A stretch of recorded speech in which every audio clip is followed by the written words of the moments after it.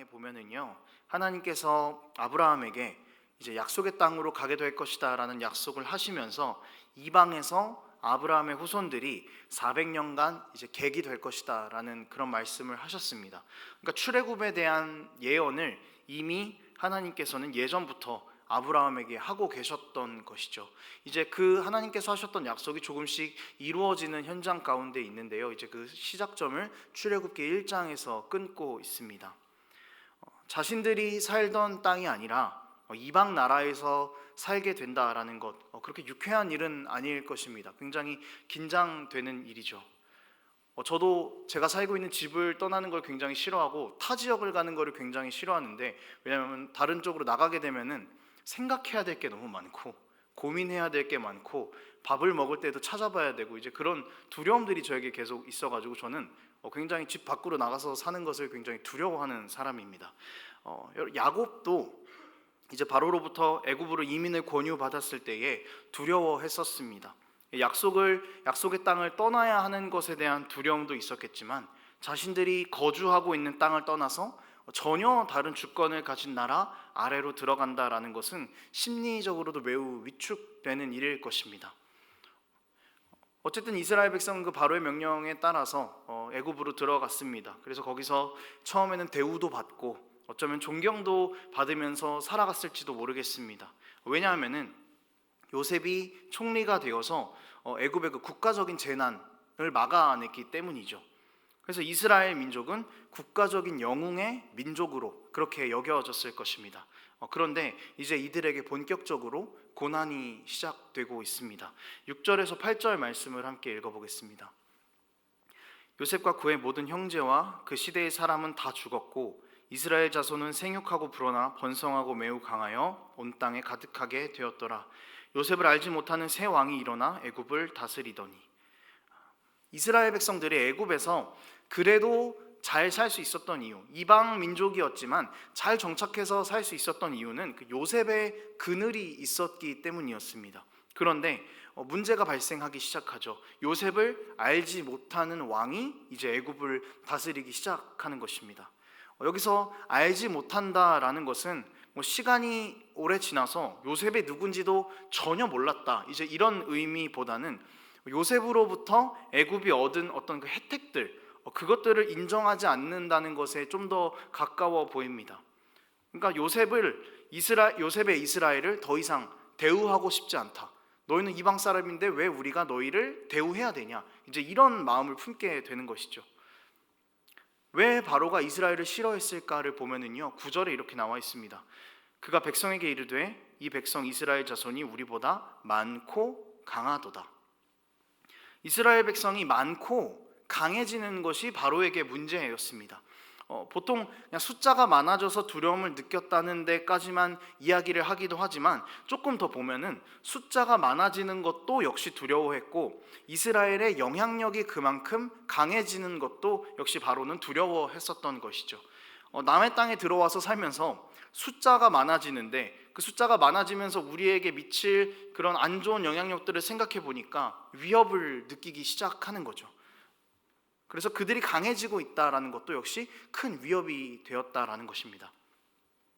이제 애굽의 입장에서는 다른 신을 섬기고 다른 신의 뜻대로 사는 사람들이 본인들의 땅에서 많아지고 있는 거예요. 그러니까 국가 자체에도 굉장히 큰 위협이 될 수 있겠다라는 생각을 바로는 했던 것 같습니다. 그래서 바로는 두려워하기 시작했고 이스라엘 백성을 이제 핍박할 계획을 세우는 것이죠. 바로가 첫 번째로 이스라엘 백성을 핍박한 방법은 그들에게 강도가 매우 높은 노동의 짐을 지우는 것이었습니다. 그런데 이 계획은 이스라엘 백성들에게 아무런 영향도 미치지 못했습니다. 10절에서 보면은요, 바로가 이렇게 이야기합니다. 자, 우리가 그들에 대해서 지혜롭게 하자라고 말합니다.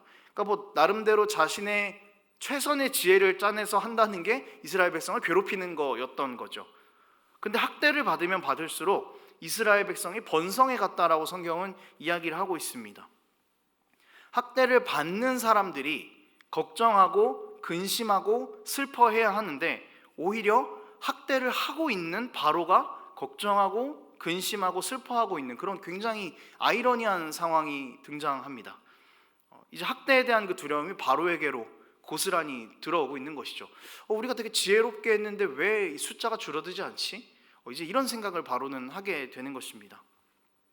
그 바로의 핍박 계획 두 번째는요, 남자 아기들을 죽이는 일이었는데 산파들을 통해서 남자 아이들을 죽이는 그런 계획을 세웠습니다. 그리고 이제 산파들을 불러서 너희가 아기들을 받을 때 남자 아이가 나오면은 그 아이를 죽여라라고 그렇게 산파들에게 명령을 했습니다. 하지만 산파들은 그 바로의 명령을 듣지 않았습니다. 남자 아기들을 그냥 살려두었죠. 자, 이제 이 사실을 알게 된 바로는 산파들을 불렀습니다. 그리고 왜 너희가 내 명령대로 하지 않았냐라고 이렇게 묻습니다. 이게 좀 글로 표현이 되어서 정확한 감정이 잘 전달되지는 않지만 이 분위기가 어땠을지 충분히 우리가 상상해 볼 수가 있습니다. 이스라엘 백성이 영향력을 가지는 것에 대해서 두려워했고 이것을 저지하려고 했던 바로였는데 산파들이 자신의 명령을 듣지 않으니까 이 분노가 엄청났을 거죠. 이제 조선시대의 느낌으로 조금 생각을 해보자면은 이제 옆에 군인들이 쫙 서 있고 바로 왕이 딱 앉아 있고 그 산파 둘이 그 앞에 무릎을 꿇고 있고, 그러니까 언제든지 이상한 말만 하면은 충분히 죽임을 당할 수 있는 그런 상황이었고 앞에서 바로는 계속 화를 내면서 소리를 지르고 있는 그런 상황인 겁니다. 그런데 왜 내 말을 듣지 않았냐라고 하는 그 바로의 말에 산파들은 이렇게 대답합니다. 19절입니다. 산파가 바로에게 대답하되 히브리 여인은 애굽 여인과 같지 아니하고 건장하여 산파가 그들에게 이르기 전에 해산하였더이다 하매. 자, 분노가 끝까지 차서 이제 막 화를 내고 있는 바로에게 산파는 히브리 여인이 우리 애굽의 여인들보다 건장합니다. 그래서 그들에게 도착하기 전에 이미 다 아기를 낳았습니다라고 이렇게 거짓말을 합니다. 어떻게 왕 앞에서 거짓말을 할 수 있었을까? 어떻게 산파들이 왕 앞에서 이렇게 말을 할 수 있었겠습니까? 20절에서 그 해답을 이야기하고 있는데요, 이렇게 이야기합니다. 산파들이 하나님을 경외했기 때문이다. 여기서 경외는 하나님과 바로를 두고 봤을 때 산파들이 바로보다 하나님을 더 두려워했다라는 그런 뜻입니다. 세상의 가치관이 있었지만 그들보다 하나님을 선택하는 것이 더 옳다라는 판단을 산파가 했다라는 것이죠. 여러분, 우리는 세상 속에서 결국은 위로 올라가야만 하는 그런 상황 가운데서 매일매일 살아갑니다. 위로 올라가면 우리가 안정적일 수 있을까요? 위로 올라가면 평안함과 자유를 누릴 수 있게 될까요? 사실 그것도 그렇게 동의할 수는 없습니다. 올라가서 차지한 위치를 유지하기 위해서는 올라가는 것보다 더 큰 노력이 필요하다라고 이야기합니다. 그러니까 무슨 말이냐면 올라가는 데까지 들였던 그 불안한 마음들이 맨 위에 올라가게 되면 더 증폭이 된다라는 말이죠. 지금 우리가 살아가는 세상은요, 여러분, 계속해서 올라가야만 하는 그런 가치들로만 이루어져 있습니다. 이 가치들은 우리가 살아가는 삶과 완전하게 맞닿아 있어서 우리는 여기서 도저히 빠져나올 수도 없습니다. 세상의 가치대로 살지 맙시다, 세상의 가치를 버리십니다 라고 막 이렇게 생각하고 열심히 기도하고 교회 밖으로 나가면은 근데 모든 영역들이 다 세상의 가치와 맞닿아 있어서 우리로선 도저히 탈출할 수 없는 그런 상황이라는 것이죠. 우리는 늘 압도당해서 세상의 가치에 빠져서 삽니다. 늘 세상의 가치관만 지키고 바라보고 살 수밖에 없는 환경에 놓여 있습니다. 그렇지 않으면 우리는 패배자가 되고요, 부족한 사람이 되는 겁니다. 늘 매일 아래에만 머물러 있는 그런 패배자 같은 사람들이 되는 것이죠. 입시도 그렇습니다. 취업의 문제도 그렇고요, 결혼의 문제도 그렇습니다. 자녀를 양육하는 문제도 그렇고요, 집을 사는 문제들도 그렇습니다. 요즘 굉장히 핫하죠. 직장에서의 문제들도 그렇습니다. 심지어 교회도 그렇다는 거죠. 온통 올라가야만 하는 가치관들이 지배하고 있고 이것을 만족시키지 못하면, 이것에 따라서 살지 못하고 그냥 아래에서만 있으면 나는 아무것도 아닌 부족한 사람이 되는 것입니다. 타인을 밟고 넘어가야만 하는 가치관입니다. 타인이 가진 것을 빼앗아야만 하는 가치관입니다. 이게 무슨 가치입니까, 여러분? 바로가 이스라엘 백성에게 했던 가치라는 거죠. 이스라엘 백성으로 인해 끊임없이 근심하고 그래서 그 방법으로 이스라엘 백성을 짓밟았던 바로의 행동들, 이것들이 세상의 가치관이 어떤 것인지 여실히 보여준다라는 것이죠. 바로가 했던 행동들, 그가 실천했던 세상의 행동들을 보면은 이렇게 요약할 수 있을 것 같습니다. 강할 때 강함 되시네. 이게 바로가 보여주고 있는, 말씀 가운데서 보여주고 있는 세상의 가치입니다. 그런데 이런 세상의 가치관들을 산파들이 어떻게 이겨내고 있습니까? 이런 세상의 가치관들 속에서 어떻게 산파들이 하나님께 은혜를 입습니까? 하나님을 경외하는 것으로 그렇게 되었다라는 것이죠. 하나님을 경외했기 때문에 세상의 가치관을 선택하지 않았습니다. 어떻게 산파들이 왕을 두려워하지 않을 수 있겠습니까? 하나님을 경외했기 때문이죠. 우리는 늘 세상의 가치와 하나님의 뜻을 두고 고민합니다. 하루에도 수십 번씩 고민합니다. 이런 고민들 가운데서 우리가 세상의 가치들만을 선택하고 있다면 이것이 말해주고 있는 딱 하나는 우리가 하나님을 경외하고 있지 않다라는 사실입니다. 아니요, 저 하나님 정말 경외하는데요. 아니요, 저 정말 하나님 믿고 있는데요.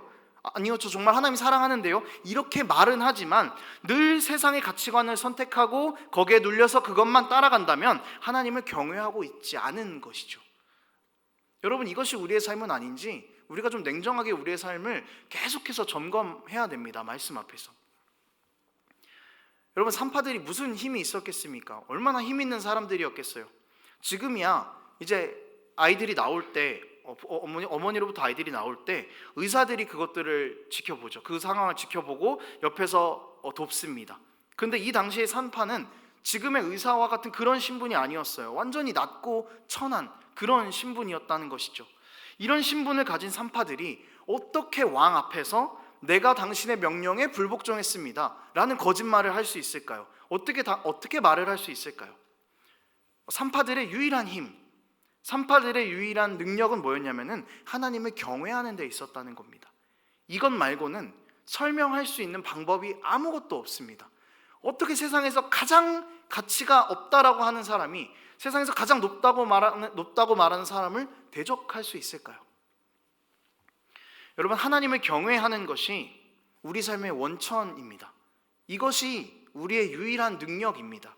하나님을 경외하는 것만이 유일한 우리의 능력입니다. 여러분, 하나님께서 일하시는 그 방법들은요, 정말 논리적으로는 설명이 되지가 않습니다. 늘 우리의 생각을 뛰어넘으시죠. 세상에 하나님을 경외한다는 것 하나로 세상의 가치를 무너뜨릴 수 있다는 것, 여러분, 그게 말이 된다고 생각하세요? 하나님을 경외하는 가장 낮고 천한 신분의 사람 때문에 그 당시 최고 문명 나라의 왕이 미련하게 보인다라는 것, 여러분, 이게 말이 됩니까? 이게 어떻게 설명이 될 수 있겠어요? 이것을 설명하기 위해서 우리에게 필요한 것이 바로 십자가의 원리라는 것이죠. 우리는 여기서 십자가를 발견할 수 있어야 합니다. 십자가는 사형 틀이었습니다.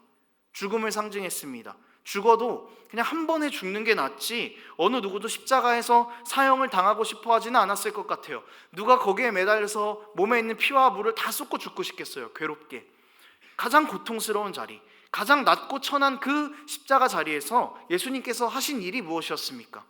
세상의 가치관을 완전히 깨버리신 것이었습니다. 짓밟아야만, 죽어야만 영광을 얻고 삶의 목적을 이루고 왕이 된다고 했던 세상의 그런 가치관들을 예수님께서는 가장 천하고 힘들었던 그 십자가 자리에서 완전히 깨부셔버린 것이죠. 고난당하심으로, 죽으심으로 모두가 끝이라고 할 때, 저 사람은 더 이상 왕이 아니다라고 이야기할 때 부활하심으로 하나님 나라의 가치관을 완전하게 완성해버리셨습니다. 하나님께서 우리에게 원하시는 것은 이 십자가의 가치를 가지고 세상의 가치관 안에서 살아가는 것입니다. 하나님께서는 우리가 십자가의 역설적인 가치를 바라보고 그것을 경외하기를 원하십니다. 그리고 십자가의 역사를 경외하는 우리를 끊임없이 기억하실 것이고 우리와 늘 함께 하실 것입니다. 그리고 오늘도 우리가 세상 안에서 참된 그리스도인으로서 살아갈 수 있는 힘을 더해 주실 것입니다. 세상의 가치관 안에서 살아야 하는 우리는요, 여러분, 꽤나 외롭고 꽤나 두려운 삶을 살게 됩니다. 그때 우리가 기억해야 할 것은 하나님의 기억이, 하나님의 약속이 우리와 함께하고 있다라는 사실입니다. 출애굽기 2장 24절에서 25절 말씀을 함께 읽어보겠습니다. 하나님이 그들의 고통 소리를 들으시고 하나님이 아브라함과 이삭과 야곱에게 세운 그의 언약을 기억하사 하나님 이스라엘 자손을 돌보셨고 하나님이 그들을 기억하셨더라. 다시 한번 읽겠습니다. 하나님이 이스라엘 자손을 돌보셨고 하나님이 그들을 기억하셨더라. 본문 2장을 다 읽지는 않았지만요, 이스라엘 백성을 향한 그 애굽의 핍박은 날이 갈수록 심해졌습니다. 그리고 이스라엘 백성들은 고통 속에서 신음하면서 살았습니다. 철저하게 세상의 가치관에 완전히 눌려버려서 살아갈 힘도 없고 살 소망도 없이 하루하루를 고난 가운데에서 힘들어하면서 살았습니다. 하나님을 경외한다고 말하는 것조차, 그것을 증명할 기회조차 쉴 새 없이 죽이고 짓밟고 괴롭히는 세상의 가치가 이스라엘 백성들을 정신없이 하루 종일 휘몰아쳤습니다. 그런데 그때 하나님께서 이스라엘 백성의 부르짖음을 기억하시고 하나님의 기억을 다시금 꺼내셨습니다. 잊어버리셨다는 것이 아니라 원래 기억하고 계셨지만 그들의 부르짖음을 들으시고 하나님께서는 이제 일하실 준비를 시작하셨다라는 것이죠. 하나님의 약속을 기억해내셨습니다. 이스라엘에게 한 줄기 소망의 빛이 비추어졌습니다. 이 소망의 빛을 어떻게 알게 되는 겁니까? 하나님을 경외할 때에만 이 소망의 빛을 우리가 발견할 수 있게 된다라는 것입니다. 하나님을 경외하는 자들은 하나님의 이 기억의 빛을 볼 수 있습니다. 그리고 다시 소망을 가지고 이 땅에서 전혀 다른 방법으로 살아갈 수 있게 되는 것이죠. 바로는 이스라엘 백성을 핍박하면서 애굽을 위한 성들을 짓게 했습니다. 하지만 하나님께서는 이제 하나님을 경외하는 그 이스라엘 백성을 통해서 하나님의 나라를 건설하게 하시는 이 대조되는 것들이 오늘 본문 안에서 계속적으로 나타나고 있는 것이죠. 여러분, 우리가 세상 가운데에서 하나님을 경외하면서 살아간다는 것, 이건 세상에서 우리가 가장 역설적으로 살아가기를 다짐한다는 것입니다. 죽고 죽이고 짓밟는 그런 원리가 아니라 살리고 세우는 원리를 가지고 살아가겠다는 것을 의미합니다. 바로와 산파가 묘하게 대조되죠. 바로는 죽였고 산파는 살리지 않았습니까? 그 차이가 뭡니까? 경외함이었다라는 거죠. 바로는 요셉을 알지 못했다라고 앞에서 이야기했습니다. 하나님을 알지 못했던 거죠. 그렇지만 산파는 하나님을 경외했고 하나님을 알고 있었던 사람들이었습니다. 그 차이가 이제 드러나기 시작하죠. 하나님의 기억 안에 있던 이스라엘과 바로도 완전히 달랐습니다. 바로는 죽이려고 했지만 오히려 계속 역풍을 맞았습니다. 두려움을 해소하기 위해서 죽이려고 했지만 오히려 자기가 계속 그 증폭되는 두려움 안에서 살게 됐습니다. 하지만 죽이려고 했던 이스라엘 백성은 더 모이고 단단해져 가기만 했습니다. 여러분, 그리스도인들은 늘 그래 왔습니다. 세상의 가치 안에서 역설적인 십자가로 삶을 살아내면서 하나님을 경외하는 것의 가치를 증명해내면서 그렇게 그리스도인들은 늘 살아왔습니다. 세상에 고개를 숙이지 않았습니다. 자신들의 부를 축적하여서 배불리 먹고 사는 것보다 이웃과 함께 먹고 사는 것을 선택했습니다. 하나님을 경외함을 드러내야 되는 가장 결정적인 순간들 가운데에서는 기꺼이 하나님을 선택하며 죽음까지도 두려워하지 않았습니다. 그것이 그리스도인들의 삶이었습니다. 우리는 늘 그렇게 하나님을 경외하면서 살아왔습니다. 여러분, 우리도 세상의 가치에서 하나님을 경외하는 역설로 살아갑시다. 하나님을 경외하지 않으므로 세상의 가치에 완전히 함몰되어서 그렇게 살아가는 자들에게 하나님의 소망의 빛은 발견되지 않습니다. 그렇지만 하나님을 경외함으로 세상의 가치를 뒤로하는 우리에게 산파들이 바로 왕보다 하나님을 더 경외하고 은혜가 베풀어졌던 것처럼 하나님의 은혜가 허락될 것입니다. 바로 앞에 선 산파들, 한없이 작고 약하고 연약하고 부족했지만 그들이 경외함이라는 그 역설을 갖자 하나님께서는 그들의 연약함을 들어 사용하셔서 바로 왕을 부끄럽게 하시고 하나님의 구원의 일을 나타내셨습니다. 경외함으로 살아가는 우리를 통해 세상에서는 십자가의 역설이 드러나게 될 것입니다. 경외함으로 살아가는 우리를 통해 죽어야 살릴 수 있는, 가장 낮은 자들을 통해 일할 수 있는 그 가장 말이 안 되는 방법으로 일하시는 하나님의 역설이 드러나게 될 것입니다. 사람을 살리는 역설, 사람을 세우는 역설, 섬기는 역설, 그것들이 우리를 통해서 흘러가게 될 것입니다. 여러분, 이것이 그리스도인인 우리가 살아가는 이유입니다. 이것이 그리스도인인 우리가 꿈꾸는 세상 아닙니까? 여러분, 이 십자가의 역사를 끝까지 붙잡으며 살아가는 그런 우리의 삶이 되었으면 좋겠습니다. 말씀을 좀 정리하겠습니다. 여러분, 세상의 가치는요, 끊임없이 우리를 공격합니다. 바로는 이스라엘을 공격했는데 언제까지 공격했습니까? 자신의 군대가 홍해 앞에서 다 수장돼서 더 이상 공격을 할 수 없게 될 때까지 이스라엘을 공격했습니다. 끝이 오기 전까지 하나님의 백성을 물고 늘어지면서 멈출 생각도 없이 맹렬하게 공격했습니다. 여러분, 우리가 세상 안에서 살고 있는 동안 우리는 세상의 가치들에 계속해서 공격당할 것입니다. 너는 세상을 경외하냐, 하나님을 경외하냐, 이 싸움을 우리는 여러분 수도 없이 하게 될 것입니다. 세상은 쉬지 않습니다. 세상은 우리를 공격하는 것을 절대로 포기하지 않습니다. 우리의 그 하나님이라는 가치를 전복시키는데 동원할 수 있는 모든 것들을 다 동원할 것입니다. 여러분, 세상도 쉬지 않는데, 세상도 포기하지 않는데 왜 우리가 쉬고 왜 우리가 포기해야겠습니까?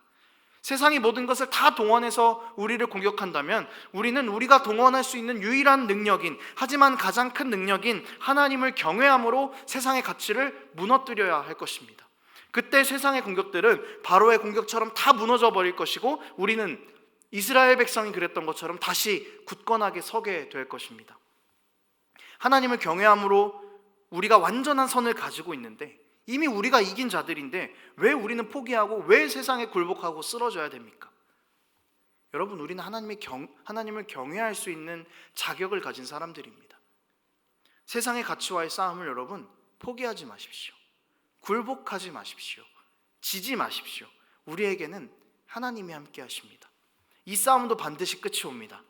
주님 다시 오실 그때 우리가 이 땅에서 치열하게 싸우는 모든 싸움은 끝이 납니다. 그리고 우리는 결말을 맞게 되죠. 결말의 순간 가운데에서 하나님의 판단의 기준은 명확합니다. 하나님을 경외했느냐, 경외하지 않았느냐, 십자가의 역사를 경외했느냐, 경외하지 않았느냐입니다. 하나님께서 우리에게 답지를 주셨습니다. 경외하는 자들을 통해 일하시겠다고, 경외하는 자들에게 은혜를 허락하겠다고 말씀하셨습니다. 그리고 끝까지 견디는 자에게 약속의 땅으로 갈 수 있도록 그렇게 인도하시겠다고 하셨습니다. 여러분, 우리 인생의 답은 정해져 있습니다. 우리가 세상 가치 앞에서 두려움을 가지고 있어도 세상 가치에 비교해서 보았을 때 우리가 너무 연약하고 너무 부족하다고 생각해도 하나님을 경외한다는 그 마음이 있다면 하나님은 그런 연약한 우리를 다시 세우시고 우리가 세상의 가치를 이겨낼 수 있도록 우리에게 힘을 주실 것입니다. 여러분, 기억합시다. 경외해야 세상을 이깁니다. 경외해야 생명의 빛을 발견할 수 있습니다. 이 사실을 기억하면서 하루하루의 삶을 하나님을 경외하는 자로 서가는 우리의 삶이 되기를 원합니다. 함께 찬양하겠습니다.